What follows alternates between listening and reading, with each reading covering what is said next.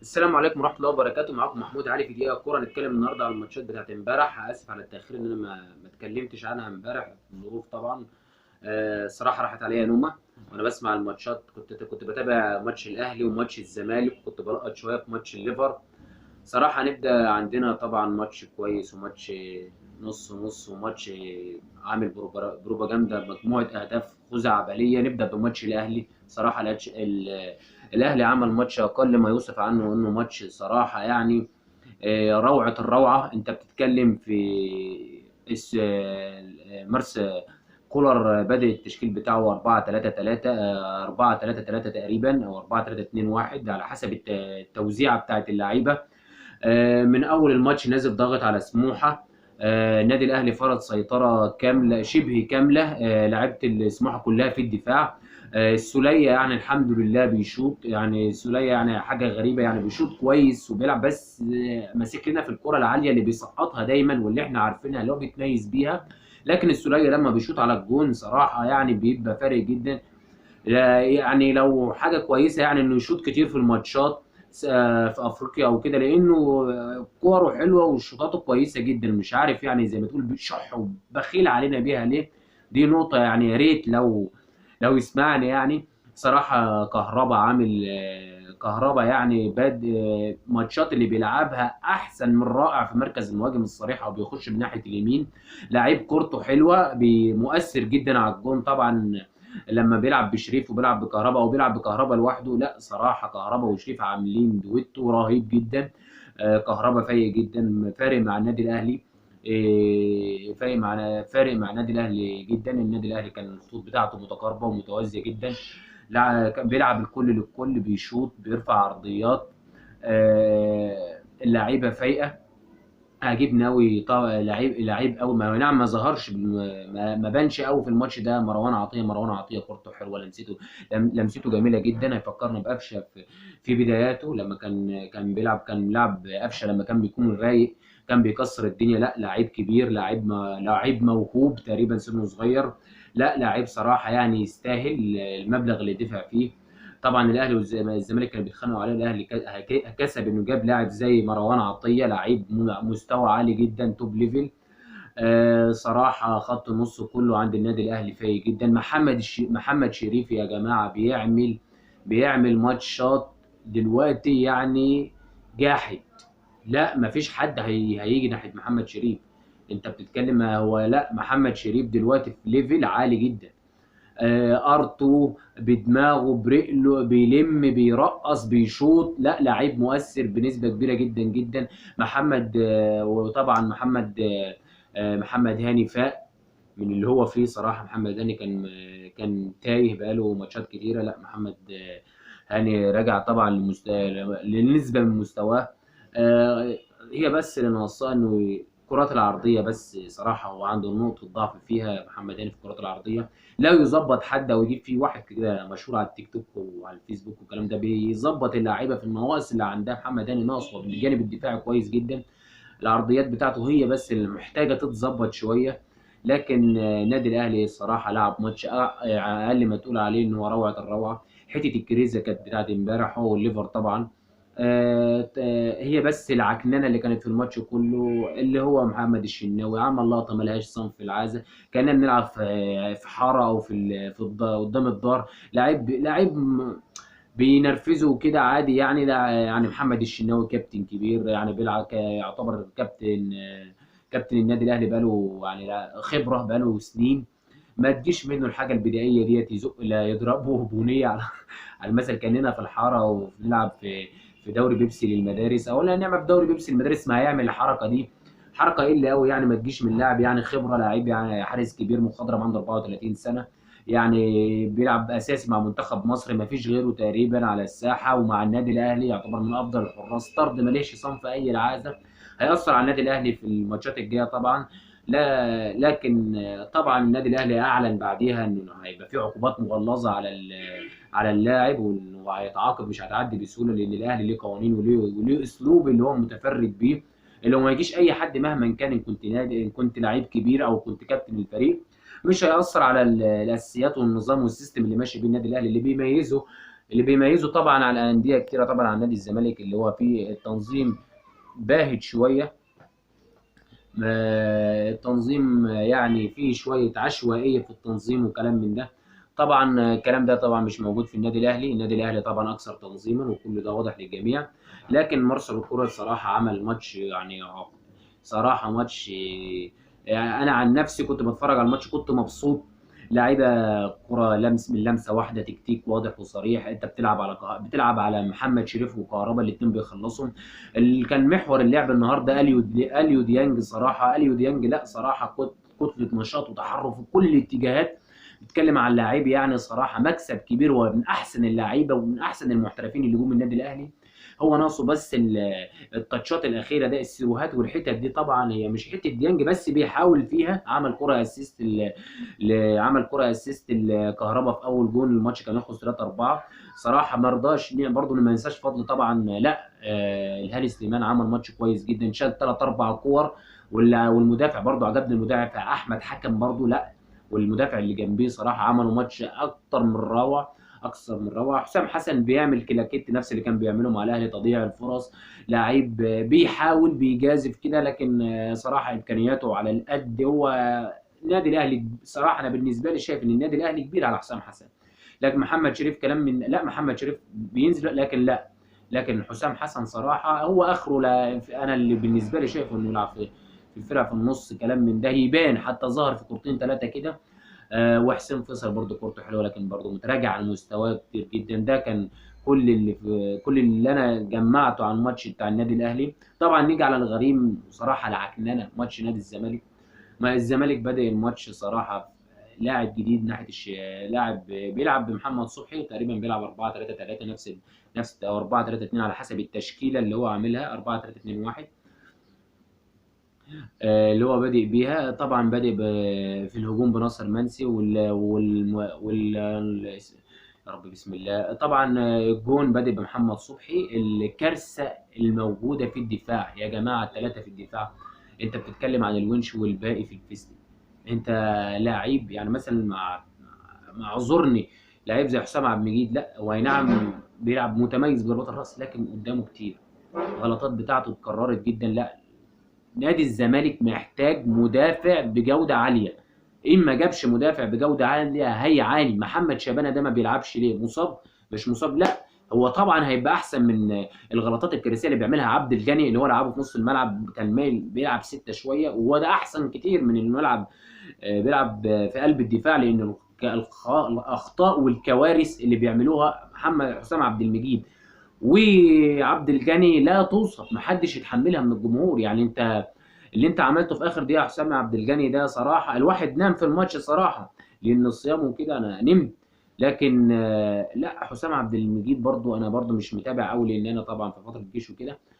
اللي حسام عبد المجيد بيعمله ما يعملهوش لاعب ناشئ. غلطات وهو اي نعم لعيب عنده 22 سنه بس انت يعني بقالك كتير بتلعب. لعبت الموسم اللي فات يعتبر نصه والموسم ده كله انت اللي بتلعب اساسي.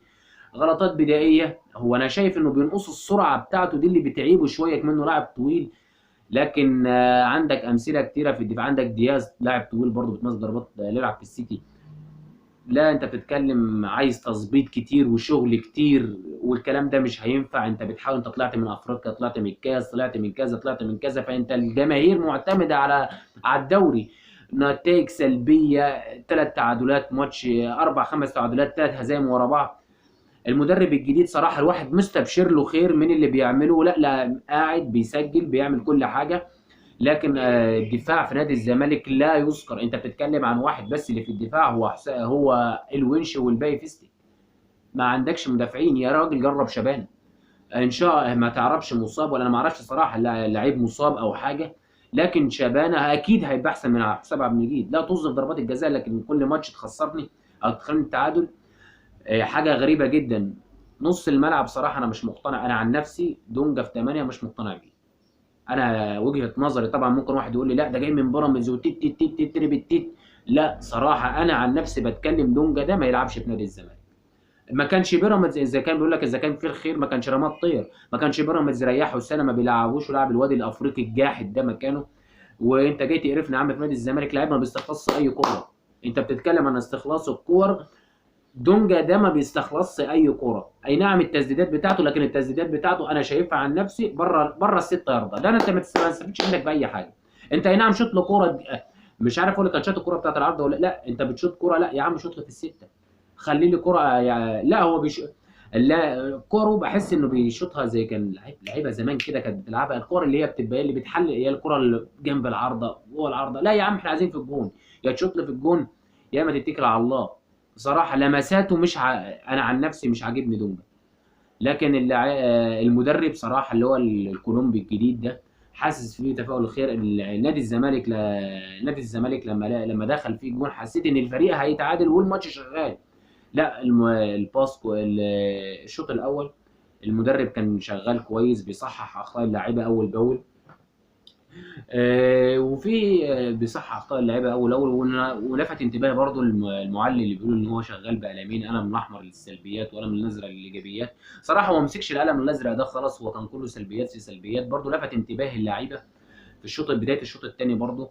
يعني اللعيبه يعني الباص بتاعها يعني غريب، يعني اللعيب يبقى فاتح ما يلعبش ويلعب للي ماسك، برضو شيكابالا عملها في كوره، وبرضو اللاعب اللي اسمه حاتم سكر ده برضو الجون الاول كانت غلطه منه.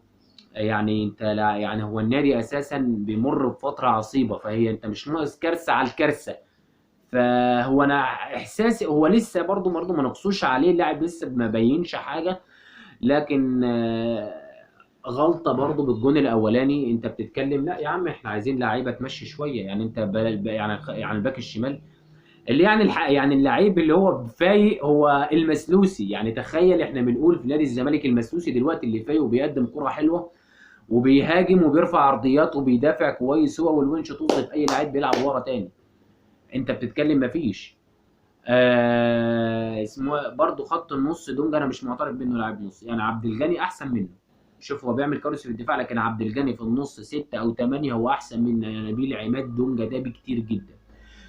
اسامه جاء يوسف اسامه نبيه، صراحه انا لعيب انا متفائل بيه، لعيب كويس ولعيب عالي، بس انت ركنته. فيريرا صراحه او هو اللي اكتشفه وهو اللي ركنه هو اللي موته. الكره اللي بتاعت الهدف الثالث اللي كان هيجي ده، والتصرف غريب جدا جدا، 5-2، انت رايح جون وش انت بتعمل ايه؟ كوره ما يعني ما فيهاش، انت العب لشيكابالا جون، العب مش عارف منسي لا منسي كان طلع، العب للونش جون، العب لمين جون، العب جون. بمنتهى الغرابه داخل يلم بطريقه غريبه جدا، لفه غريبه كده. يا راجل خمسه يا راجل، انت بتعمل ايه؟ انت لو انت عايز تشيل الجماهير اللي بيشجع نادي الزمالك، انت لو عايز تشيله مش هتعمل كده، ويجي بعديه البلوه حسام عبد المجيد يجيب جون، يعني انت اي واحد زملكاوي يعني قدر الله الله ما شاء فعل. الحمد لله ان انا نمت في الماتش، لان كان هيجيني شلل صراحه لو كملت وشفت اللي حصل ده. وانا لما عرفت اكتئبت، انا راجل بتخنق بسرعه وبتضايق بسرعه، حاجه زي كده هتتعبني. لا يعني اسامه يعني بس يوسف اسامه نبيل لا، انت كرة مش هتضيع، مش هركن مش هشيله، يعني الغلطه بتاعت حسام عبد المجيد. لا لعيب صراحه انا عن نفسي انا احب يلعب على حساب على شلبي صراحه عمل ماتش، والجماهير طبعا هتبقى زعلانه لان يعتبر نجم الفريق الاول احمد سيد زيزو، اللاعب الهداف اللي يعتبر هو اللي منور في نادي الزمالك، هو شيكابالا لو يلعب من الشوط الثاني انا بغنى عن نص الملعب وناحيه الشمال كلها، كوره كورتين هيخلص الماتش. يعني حد يفهم او يوصل الرساله بتاعتي دي للراجل الكولومبي. انت يا عم نزل الشيكابالا من دقيقه 60، اقسم بالله كوره كورتين هيخلص الماتش. طز في السيروهات والتكتيك والبتاع، لعيب هيخش يضم هيحطها في البعيده حته من بتاعه اريو روبن اللي هي تخصص شيكابالا، شوطه بتاع اسيست كلام من ده، ولا باصي في التكتيك ولا كلام من ده. دي نصيحه مني، انت عايز تعدي الموسم، عايز تبقى عايز تخش في عايز تخش في المربع الذهبي، انا كنت عايز اعرفك اللي عايزك انك تنافس شويه مع النادي الاهلي، لان الجماهير صراحه لا استحملت كتير، وكل واحد ليه طاقه. فيعني انا عن نفسي مستبشر خير في المدرب الجديد، انت مش هتحكم عليه من اول ماتش طبعا، لكن انا عن نفسي مستبشر خير. بس الاصابات اللي ضربت بالفريق طبعا اصابات كتيره جدا جدا، طبعا الاصابات كتيره. وده كان كل اللي معانا في الماتش بتاع الزمالك. نيجي بقى على الماتش بتاع الليفر وليدز. هي صراحه هو ده الليفر اللي انا كنت عايز بستناه الموسم اللي فات والموسم اللي قبل اللي فات. يعني الكرة السلسة، الضغط المباشر على الخصم من أول دقيقة لأول ثانية. طبعا خدموا ان ليدز مش من الفرق اللي هي بتاعت اخر الجدول، اللي هي بتقعد تدافع طول ال 90 دقيقه ما بتطلعش الكوره، لا كورتها حلوه، مدربها كويس، بيحب يهاجم، بيحب يجيب اجوان. وده ساعد يورجن كلوب. صراحه محمد صلاح كان لاعب ماتش اكثر من روعه. انت بتتكلم محمد صلاح، اي نعم هو شعره ده لازم يخف شويه، بقى عامل بقى ضخم جدا وكده يعني طلعنا من الموضوع. هو وجوتا صراحة الماتش اللي فات لا انت يعني حاجة حتة كده من بتاعة فيرمينيو وصلاح وماني، بقى جوتا واللاعب الهولندي ومحمد صلاح. لا صراحة لعبوا تفاهم وتناسق، و4-3-3 كما يقول الكتاب. اللي عايز يلعب بالخطة دي يتفرج على الليفر. الليفر بيمثلها بأروع تكتيك وأروع تنظيم وأروع كل حاجة في أي حاجة من الآخر. انت بتتكلم تنظيم، لا ضغط، لا. هي دي الصراحه الليفر اللي من سنتين 3 سنين كان بينافس. طز في الاصابات، طز في كذا، طز في كذا. الروح اللي كان بيلعب بيها، المتعه، الكره السلسه، لا لمسه ولعبه، لمسه ولعبه. اللعيب صراحه انا بقى اعجابي كبير جدا باللاعب الهولندي كوجاك ده، ولا مش عارفه بيجنجاك ده. لا لاعب عالي. لا دياز هيستريح. لا دياز مش هيلعب، انا بقول لك مني خدها مني. لا دياز اخره 10 15 دقيقه في اخر الماتش لما كوجاك ده يتعب. لعيب سريع، كورته حلوه، ارتو بتاعته جحده، بيلعب بدماغه، بيلعب برجله، بيتشقلب، بيتنطط في كل حته. داروين هو مش هيلعب على جول، بس لعيب برضه عالي. انت الليفر، لا صراحه الليفر الموسم الجاي توقع منه انا متاكد ان الليفر هيضم. لا هيخش بالمستوى ده، هيخش في الاربعه الاوائل. طز في الماتش بتاع اللي فات بتاع الارسنال كلام من ده. لا الليفر بالمستوى ده انا بتوقع له انه احتمال يلحق رابع. لا مش انا، نعم انا برضه عشان مش عارف الجدول والكلام من ده، وتقريبا فاتت 3 ماتشات. ممكن ما يلعبش دوري الابطال السنه اللي جايه بتاعنا، مش عارف الجدول ايه. بس الصراحه الليفر ناهي الموسم. انت بتتكلم عن نهايه احسن ما يكون، اللي سواء الماتش بتاع الارسنال، سواء الماتش اللي قبليه، سواء الماتش ده. الماتشات دي كانت فين من الاول. الصراحه الواحد يتضايق انه ما اتفرجش على المتعه دي. طبعا فايته كتير لانه في الجيش دلوقتي. لا يعني فانت بتتكلم ليفر حاجه حته بتاعت زمان. هندرسون الكسره اللي بيكسرها ناحيه محمد صلاح دي بتميز محمد صلاح جدا. اللامركزيه اللي عاملها جوتا وصلاح وكوجا وباكشوك ده عجباني قوي. هندرس اللاعب الاسكتلندي هندرسون، التقدم، السرعه بتاعته، العرضيات، الشوطات اللي كان شغال بيها. صراحه كوناتي مش فايق شويه، عايز يفوق. هي المشكله بس اللي في الليفر اللي بتعيبه اليسون بيكر ساعات بيخطرف كده، مش بيبقاش في وعيه الطبيعي. حاجه غريبه جدا. وكوناتي يعني بقاله فتره كده مريح طبعا لتغيير المدافعين. مره فان دايك مصاب، مره ماتيب اللي بيلعب، مره كوناتي. لكن كوناتي عامه في المجمل كويس، احسن كتير من ماتيب. بس عدم استقرار مستوى فان دايك الجريب، تراجع مستوى رهيب. هو خط النص من بدايه الموسم، نص الموسم. لكن انا اتوقع ان الليفر يعني الموسم الجاي هيبقى بوم البوم البوم. هتبقى المنافسه مع السيتي الند بالند. بس طبعا لسه كل ده يعتمد على تجديد محمد صلاح او عدم تجديد محمد صلاح. ده برضه هيأثر كتير جدا جدا جدا. فيعني ده كان كل الدنيا بتاعت امبارح ال3 ماتشات، سواء الاهلي سواء الزمالك. وانا طبعا اختار حاجه كده اقولها لكم. صراحه انا بختار ان كهربا كان من افضل لعيب في الماتش بتاع امبارح. ده من النادي الاهلي، من نادي سموحه. طبعا الهاني سليمان واحمد حكم هم احسن 2 لعبوا الماتش اللي فات. نادي الزمالك انا اللي عجبني صراحه ناصر منسي لعيب كويس جدا، مجتهد، بيلعب على كل كوره. طبعا زيزو ده حاجه اساسيه. نادي الليفر، لا الليفر كله كويس. الفضل في يورجن كلوب. طز في اي، لا يورجن كلوب فاق. يورجن كلوب رجع تاني. محمد صلاح طبعا لا يوصف. ده كان كل ما تنساش طبعا تدعمونا. ان كنتوا تتفرجوا على البتاع ده تدعمونا طبعا لو اشتراك كلام من ده. كان معاكم محمود على العباس في دقيقة كورة.